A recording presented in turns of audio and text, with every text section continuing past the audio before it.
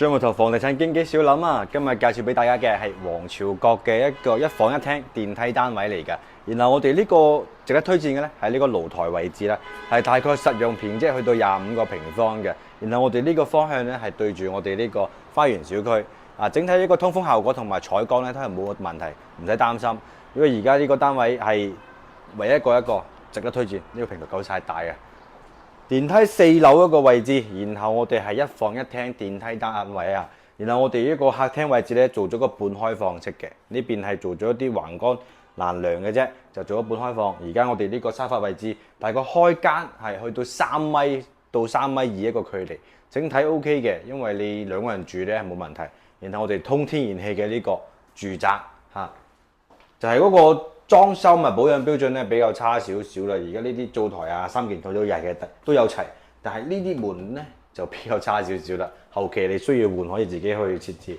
然後廁所位置做咗乾濕分離嘅，因為原先咧呢啲全部布咗玻璃個採光窗，因為之前呢邊門嚟嘅，係開咗喺呢邊位置廚房咧，所以個整體空間就喺呢度啦。做咗乾濕分離，空間感都 OK。房產證面積51個平方。房產證51平，有紅本嘅。今日你嚟睇啱咗，傾傾價錢，交收即刻可以交收噶啦。而家睇睇我哋呢個客房位置咧，佢做咗一個衣櫃咧係有嵌入去牆入邊嘅，但係冇做到去頂咯，上面都係衣櫃位置。而家我哋呢個床體咧係1.2米嘅一個闊度，床體係1.2米嘅，單人瞓就夠啦。但係呢邊啲人咧就可能唔夠啦，要瞓1.5米到2個人嚇。呢邊可以做梳妝台。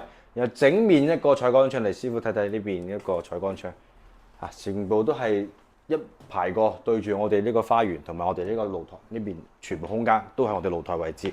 最緊要值得一講嘅就係呢個 total 價錢啦，28萬可以上車，28個攞低呢個紅本，當日可以交收啊！整體實用面積都係你自己去用噶啦，呢邊都係我哋嘅廚房個露台，通天然氣，成個單位28個，有興趣你嚟睇睇。